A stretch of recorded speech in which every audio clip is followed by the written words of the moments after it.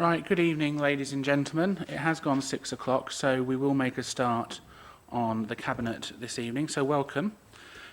Normally we would be live streaming, but unfortunately the member of staff who does live streaming is on leave, so this will be recorded and then uploaded subsequent to tonight's meeting, but it will be uploaded in the usual way in any event.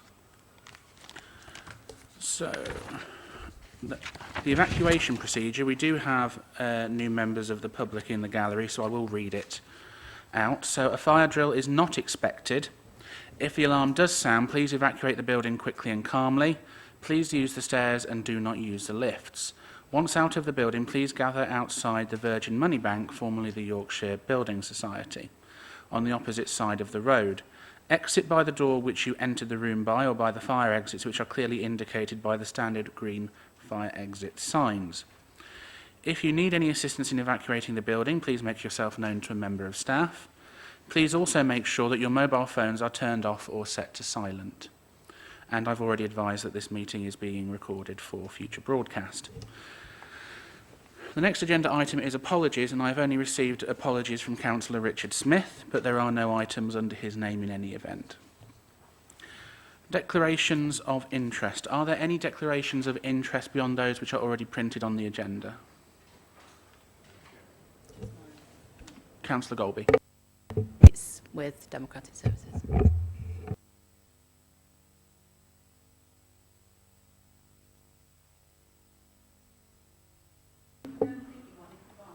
We are restricting numbers of printed copies because of the cost and also the supply chain issues we're currently facing.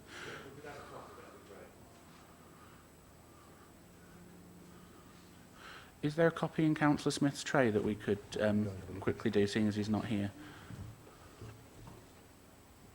But you can't have the full agenda because there are some items which are confidential.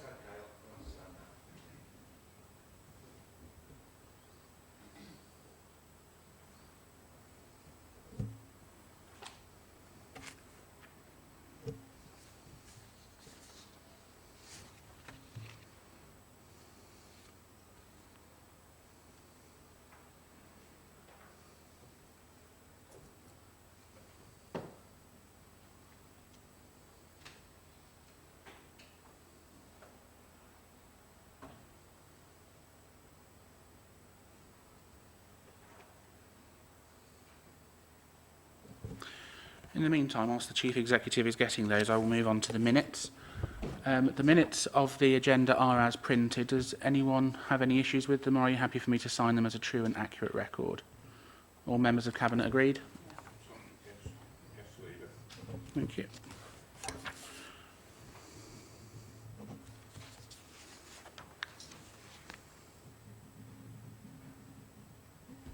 And just as a note of update to that, as they are on the minutes, and if we could note this, please, Kelly, one of the resolutions at the last meeting was that the submission of the Levelling Up Round 2 bid be delegated to myself and the Director for Regeneration and Housing before that gets sent off. I can confirm that I have had a briefing and have authorised that we will be submitting the Levelling Up Fund Round 2 bid, and that will be submitted in time for the expiration date of the portal.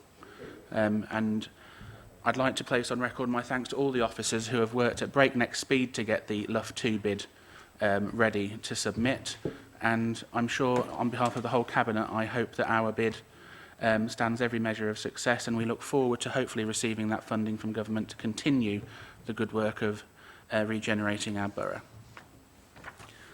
So that's the minutes, which moves us on to agenda item number 5, which is public consultation. I have been notified of one speaker on agenda item number 7 and one speaker on agenda item number 8, both of which are Mrs. Condacor. But I'll keep the agenda in the order as printed, which moves us on to agenda item number 6, which is the update of the outdoor pitch booking policy. Councillor Markham, I believe you're proposing this. Updated outdoor pitch booking policy. It hasn't been updated since 2005, so it's long overdue, and as a result there have been 9 main changes. I won't go through them as they are quite self-explanatory, and as such I propose the report as printed. Thank you. confirm, Councillor Markham, that you're moving it as per the addendum sheet that we have had circulated, which is that 2.1, the updated policy in Appendix A, is accepted, but not the second recommendation, and that's deleted. Yes, please, the one that's accepted. We're all dotting the I's and crossing the T's. Does that receive a seconder? Cabinet member. Councillor Condacore. Point, but it's quite often a big barrier to people booking pitches, is the requirement for insurance. And I know there's a lot of charity things go on. Like, I mean, I think the Gurkhas used to do a run for Nepal on Sandon Park, and it would be really useful if there was some access to either shared insurance or some way of easing the burden for every community group that wanted to just do a one-off booking. I understand the groups that book them very regularly will have their own insurance, but I think insurance can be a barrier to booking pitches. I don't want it to be like the British Empire, where it is so hard for people to get engaged in these things because there's barriers. So I think maybe if there was a way of either signposting people to some cheap insurance that is acceptable to the council, that might be a useful thing to do, because as the policies are written, they have to take out insurance and then give you all this paperwork for you to vet it, etc.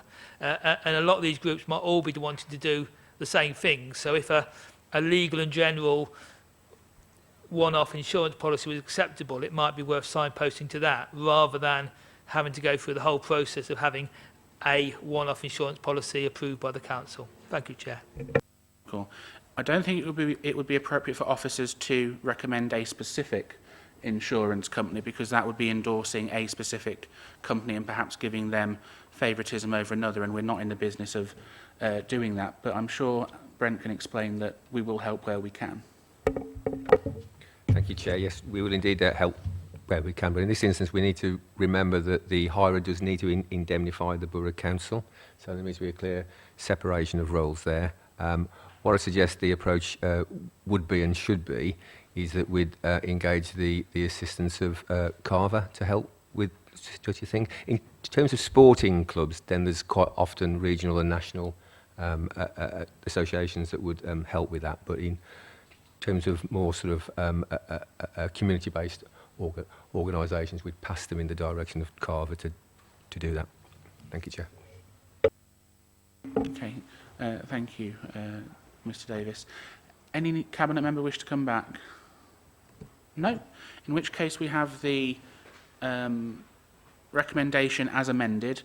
Can I have a show of all those in favour, please? That is unanimous. Thank you very much. That moves us on to agenda item number 7, which is the UK Shared Prosperity Fund. And that is me. So the paper is as print. Let me just find the relevant page. Not that many different pieces of paper here.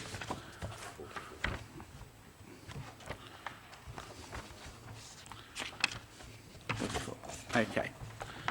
So the agenda is as printed with the recommendations at 2.1 to 2.4. The government announced recently that as part of the UK Shared Prosperity Fund, districts and boroughs would be taking the lead on the allocation of funding, although the upper tier authorities, that being Warwickshire County Council in our case, would have an element for the county mainly focusing on numeracy. We have been allocated a total sum of £4 million, that is to be split between revenue and capital projects, and it is to deal with the strategic themes as outlined in the summary on page 45.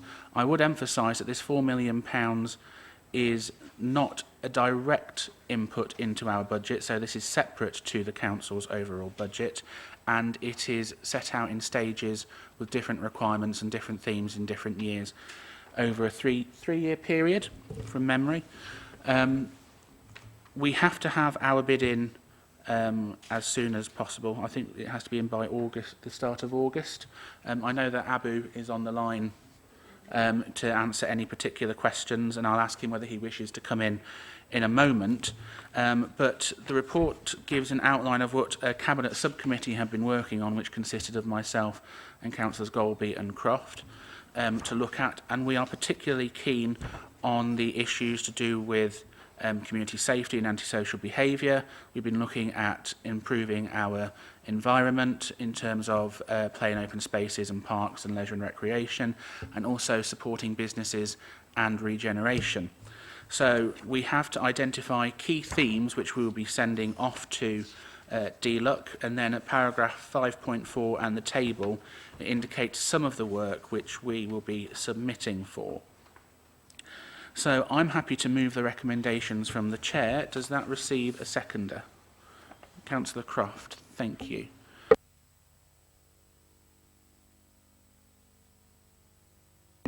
I mean, I have a huge concern as to what the projects that have been chosen are. Well, particularly the removal of the lily pad fountain in the town centre. Now, this says the fountain suffers regular vandalism and is a focus for antisocial behaviour. And I've got to say, other than the bubbles occasionally being put in there, I have never seen antisocial behaviour taking place around there. I was in town today and the seating was completely used. I actually counted 15 people around there. And so I think, you know, taking it away is absolutely ridiculous. If there is antisocial behaviour happening there, it needs to be tackled by the police or whoever, because removing the fountain won't remove the people who do antisocial behaviour. They will just either still hang around there or they will hang around somewhere else. It just moves the problem. In terms of, this is supposedly money that's supposed to, you know, improve accessibility for all members of the community. This is on 5.2. The number of people sitting there, are you going to put the equivalent amount of seating elsewhere? Because most people were sitting there, resting, meeting people, having a drink, just watching the world go by and things. And a lot of the older people do need benches and things and actually do use that. And it also says it's supposed to, you know, this money is supposed to be helped with fostering a sense of pride and belonging. Now, for me to have a sense of pride in our town centre, we need to have things there which you don't find in every other town centre things. I don't want to have it just as one straight, you know, road. It's lovely that there is a focus there and things. I've sat there and used it as a meeting place for friends. Yeah, and it just seems absolutely crazy to be removing that. I feel it will actually totally diminish the town centre. You talk about improving the multi-storey car parks, and I find this absolutely ironic, because when you were closing the Abbey Street car park, it said it's okay, you can use the Ropes Walk car park, you can use Harefield Road car park. And then the next day, this paperwork comes out and you're saying that there's antisocial behaviour and they're not safe. It's absolutely ridiculous. As a woman, and I know plenty of other women who have said the same to me, they do not use multi-storey car park when they are on their own. So yes, we do need to improve the safety in these car parks, but we need to improve the safety in other open car parks, particularly like Victoria Street, which is obviously the nearest one from, you know, the Abbey Street one that you've closed or closing. Come back on several of those points in a moment. Any non-cabinet member wish to speak? Councillor Condacor. I'm really concerned by the lack of consultation over this, because 3 cabinet members have decided what we're going to have in the package. And if you look what government suggested, we've got the paperwork here for all the things we could bid on. It's a marvellous list. There's lots of things that would actually have a legacy about them. And so I think, particularly when we get to the next year, we need to have a really decent talk with all the councillors, the market traders in both towns, various venues, and particularly the youth sector, because we have antisocial behaviour, and a lot of the problems are people gathering with nothing to do in the town centre, and some people adding to them who want to cause mischief. But basically, we have a serious lack of stuff to do in the Nuneaton town centre, and I think some effort in this spending towards youth workers and looking at, I mean, Bedworth's doing really well. The cycling track is really good. We've got the skate park. There's quite a few things going on in Bedworth, and Councillor Markham's done an awful lot of work, and her predecessors, in getting things happening in Bedworth. And I really feel Nuneaton's getting very sterile, that it's just a street. You'll start removing any benches that people meet at because it's antisocial behaviour, and you'll make it less welcoming for the elderly. I really think we need to do better for the next round, and I really need to think we need to look after young people as well, because there's a dire lack of youth clubs now the Tories have closed so many of the activities down through austerity. And the young people are our future, and actually giving them somewhere else to meet, yeah, if there's a bench, they'll meet at the bench. If there's not a bench, they'll meet at the George Eliot statue, or they'll meet at McDonald's. Actually thinking where we actually provide facilities for young adults to meet and kick a football around or something. Yeah, you've got half Abbey Street car parks going to be unused for the next 3 or 4 years. You know, just give them somewhere to congregate and some positive stuff for them to do. And work with the county and the youth work sector, because we need some legacy out of this money, not just barricading things up, putting more CCTV, barricading up, putting more... We need to invest and make our town a useful place for all generations to use. And there's absolutely nothing in this for climate change. Yeah, it'd be lovely to get some of the trees back in the Nuneaton Town Centre to provide shade. And lots of things we need to do. So there's £4 million. Let's use the rest of it wisely when we get into year 2. Thank you, Chair. Thank you, Councillor Condacor. I believe we are actually using this money wisely, contrary to what both of our speakers have said. We have listened to residents when we've been out on the doorsteps, and we have seen things with our own eyes. So, people gathering, for example, Councillor Condacor, I said it at full council, and I'll say it again.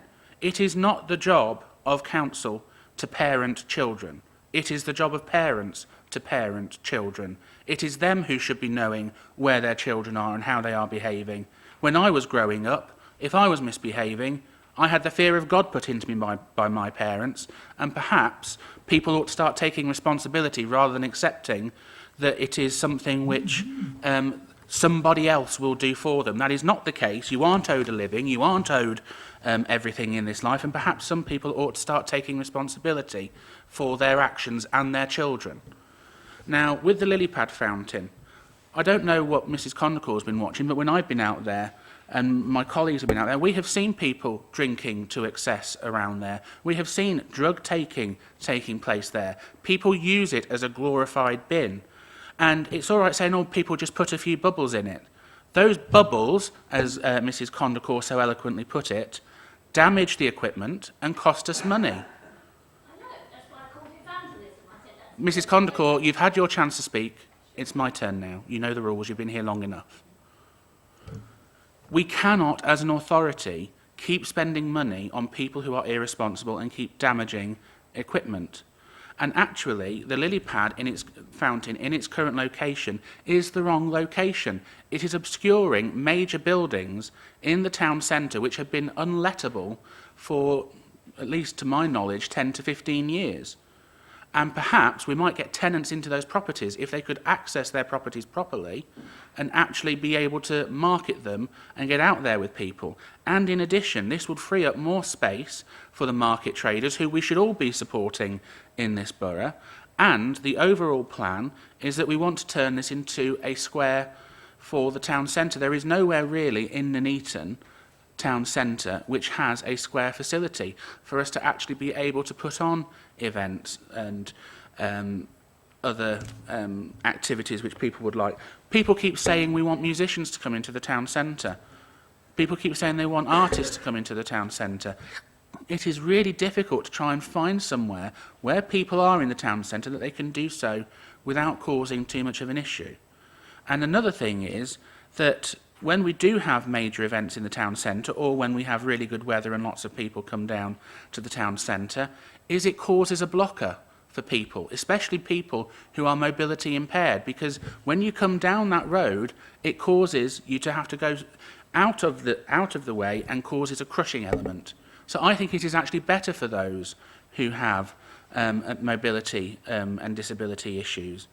In terms of Abbey Street car park, we have to do something about the regeneration of our town centres, and that means, unfortunately, for a period of time, everyone, and Cabinet include ourselves in this, will be inconvenienced by having the car park at Abbey Street shut down.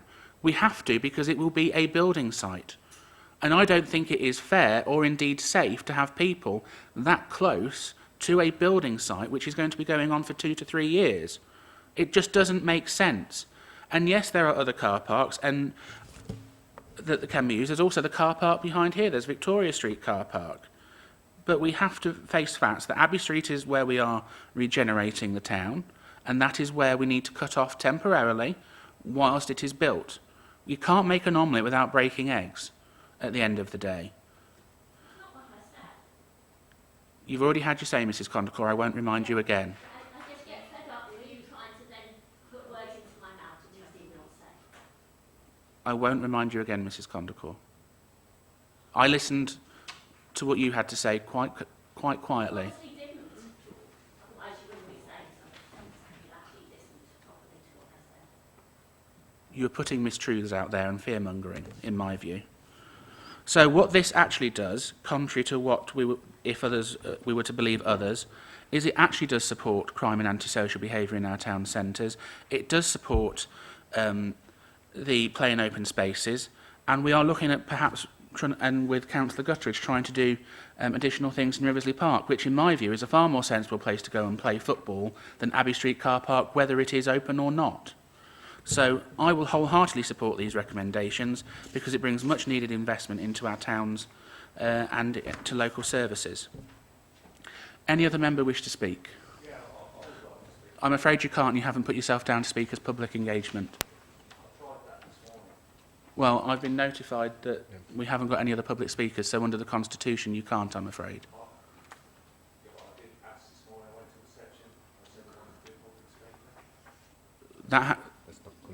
That's not come through to us, so I can't allow you to speak, I'm afraid.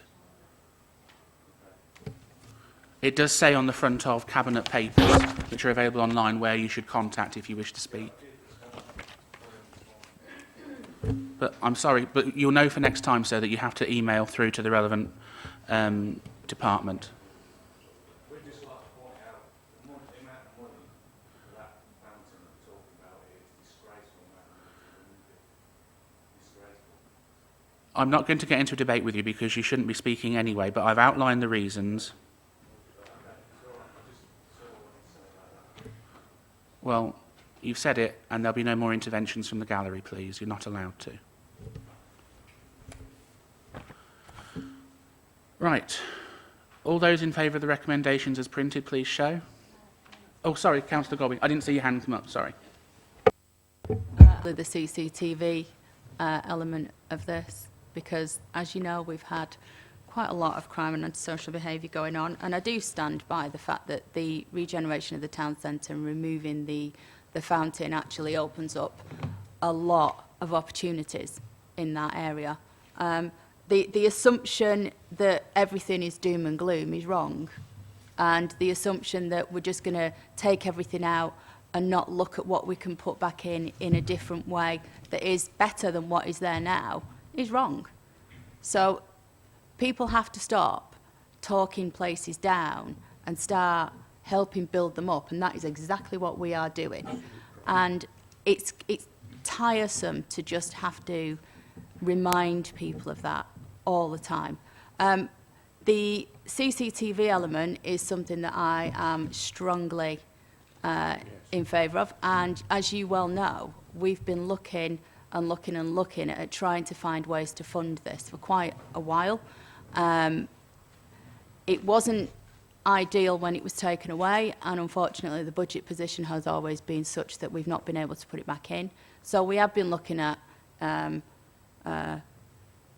more external funding to try and get it back in.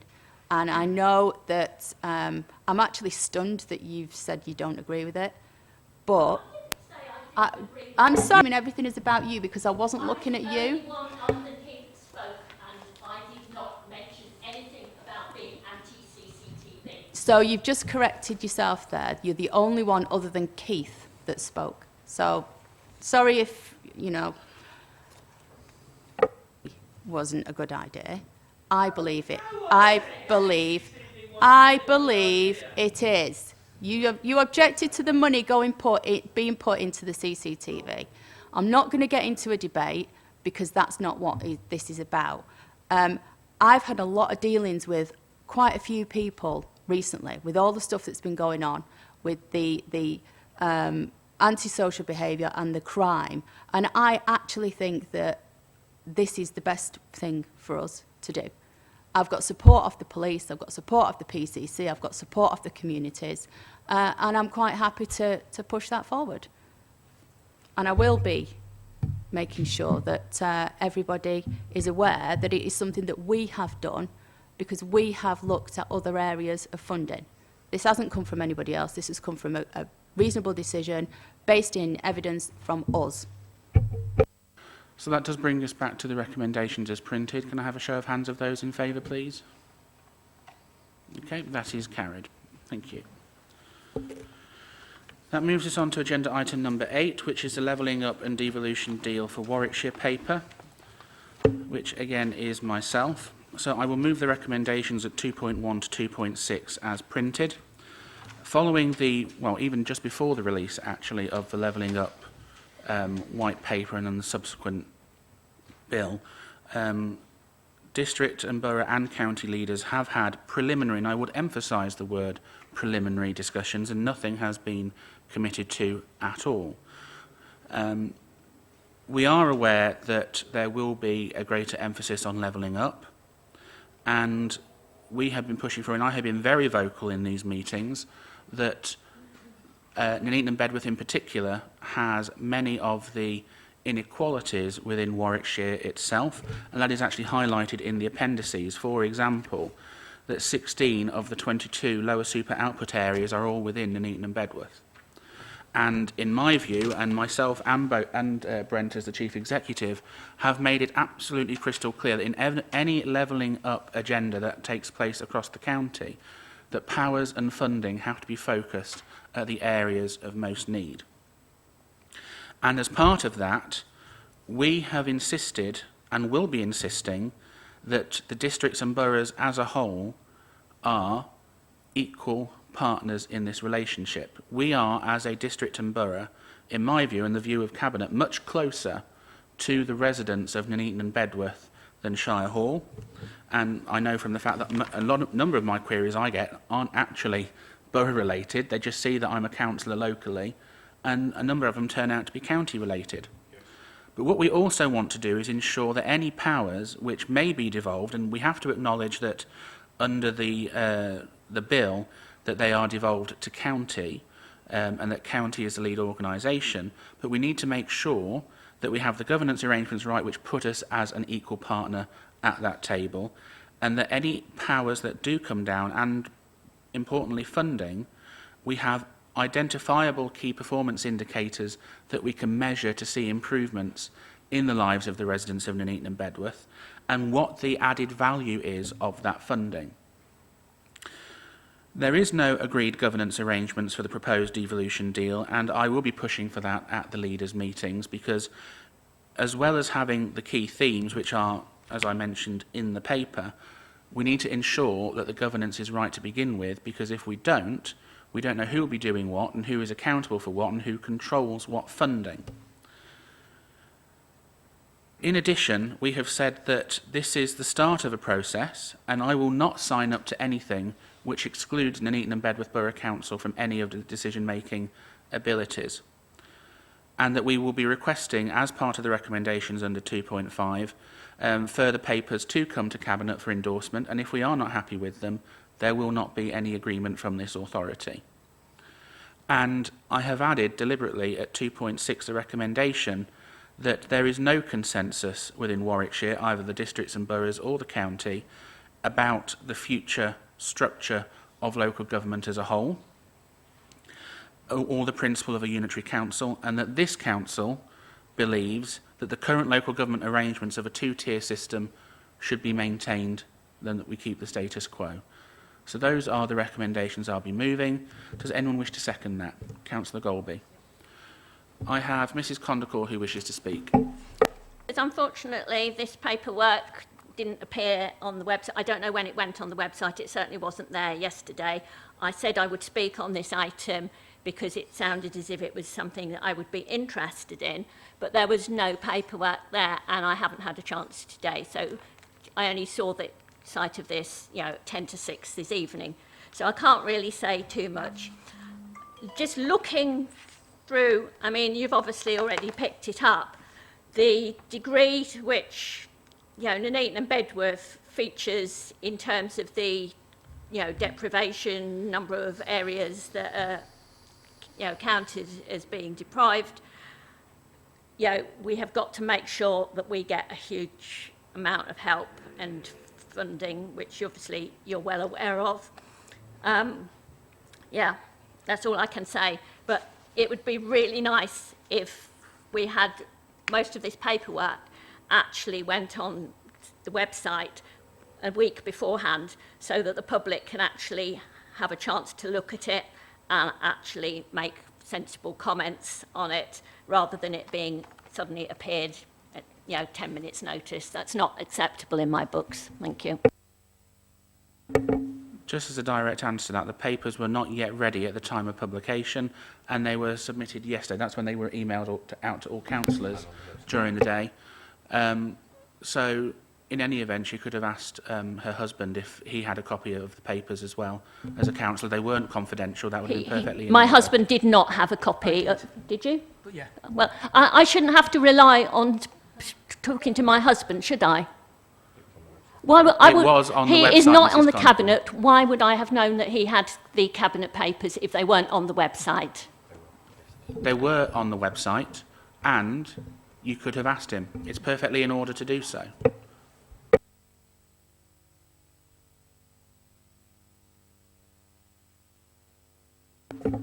Councillor Condacor, I'm assuming you wish to speak as a non-cabinet member?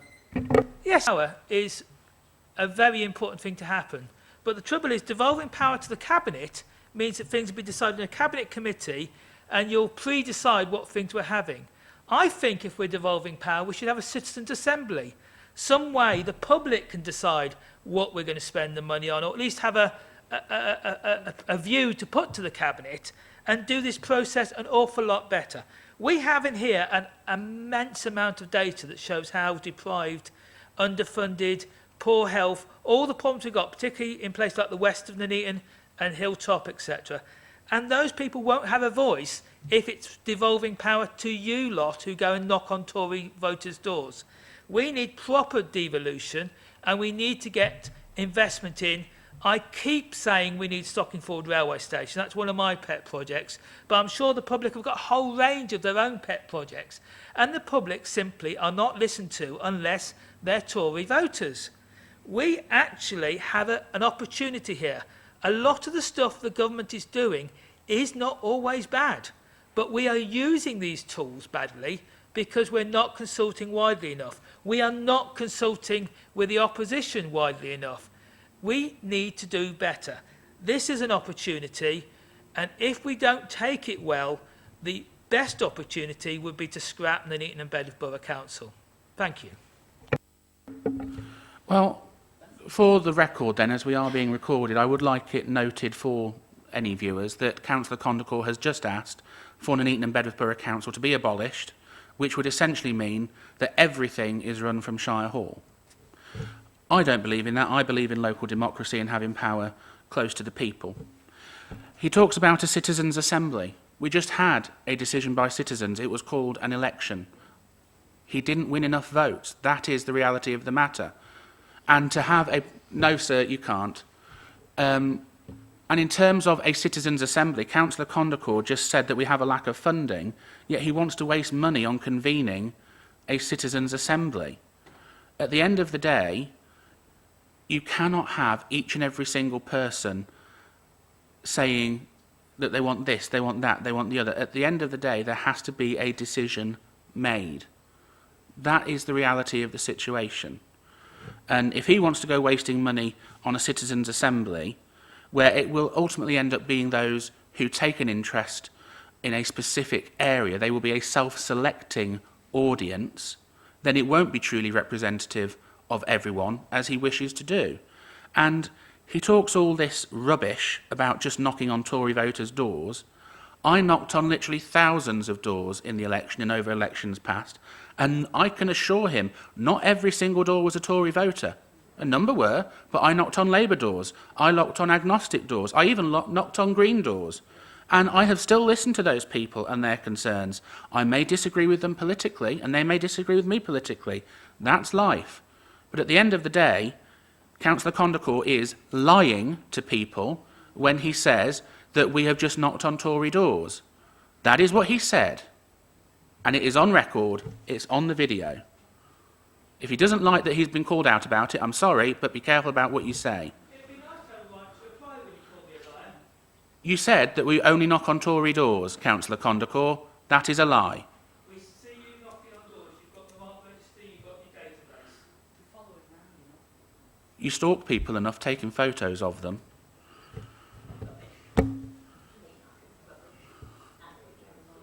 Mrs. Condacourt, if you don't like how proceedings are going, there is a door. You are free to use it. Very, very, very close to going out of that door. I am fed up of hearing such ridiculousness and lies from the toilet. If Mrs. Condacourt wants to look at the expert of lies, I suggest she looks to her right-hand side. Thank you for your attendance.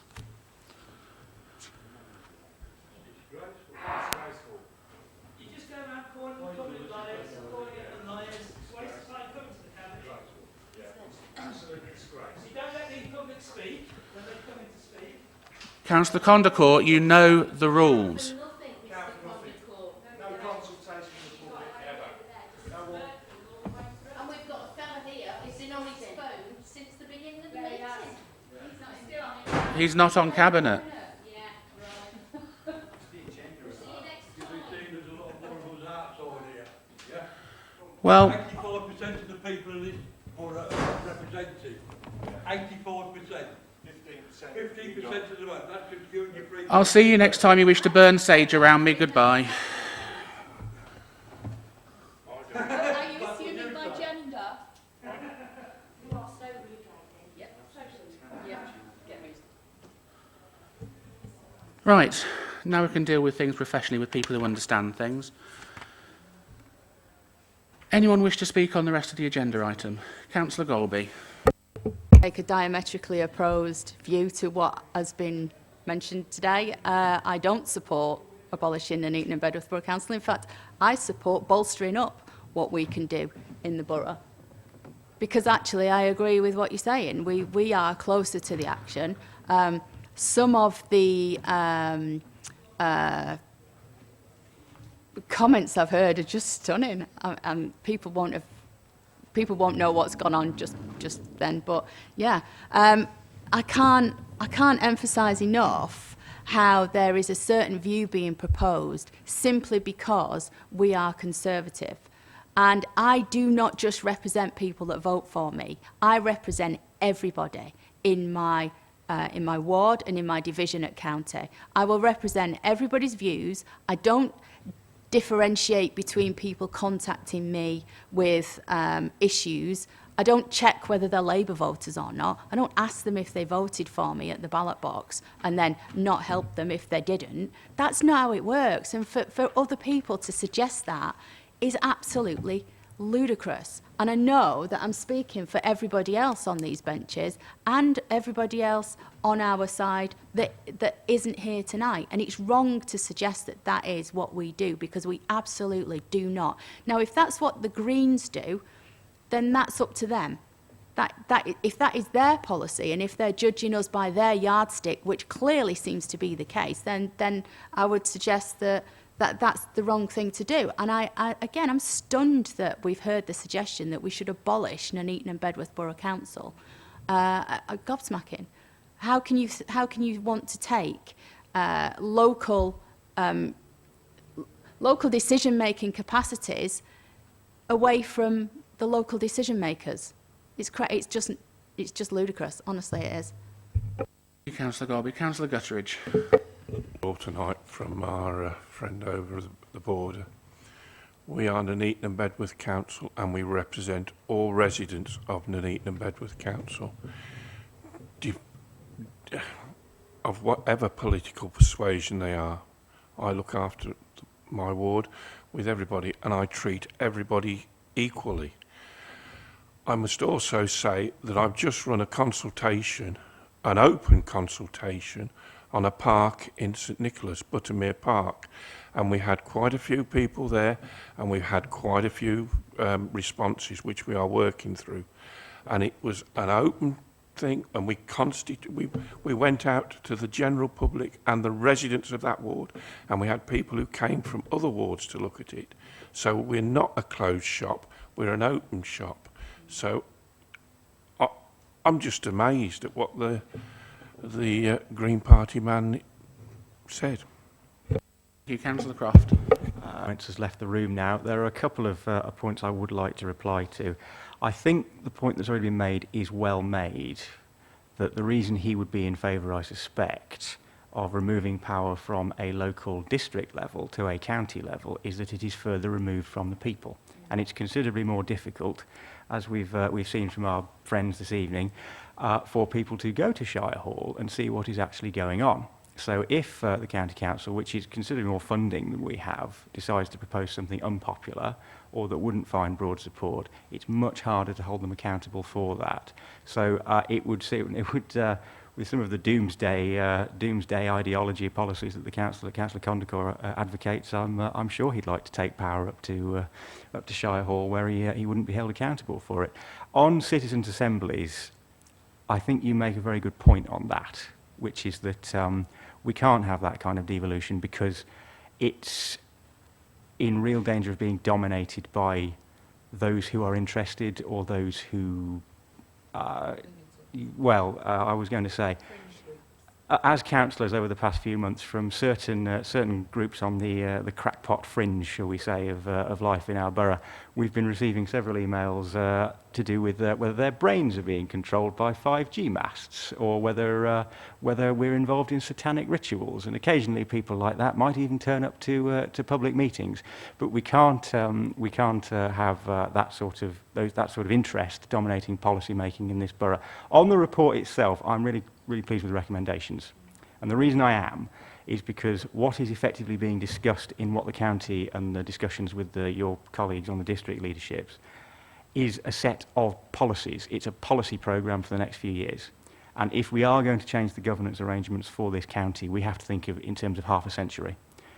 Because the last time this was done was the early 1970s. And if we'd done structural governance arrangements on a basis of a policy programme made up in 1972, we'd have been out of date before flares went out of fashion. So we have to think about how power is going to work, where power is going to sit, which authorities are going to have the capacity to actually implement the policies before we go too far down the rabbit hole of targets on social policy. So I'm really pleased with the recommendations, and I should be very glad to support what we've put together, Leader. Okay, thank you, Councillor Croft. Is there anything you wish to come back on as you were there as an officer perspective? No, thank you, Chair. That's fine. Thank you. As there are no other speakers, I shall move to the vote in favour of the recommendations. So all those in favour, please show. Thank you very much. That is carried. And once we have had those further discussions, further reports will be brought to Cabinet in due course. Right, that leads me to recommendations from overview and scrutiny panels, of which there are none. There are no any other items, so I have to move to agenda item number 11, which is the exclusion of the public and press, that for the reasons as printed on the agenda under the relevant act, that we now move into private session. I will move that from the chair. Does that receive a seconder? That's seconded by Councillor Golby. All those in favour, please show. That is carried, so we will now move into private session. And I'll just wait for a few minutes while Kelly turns the recording off.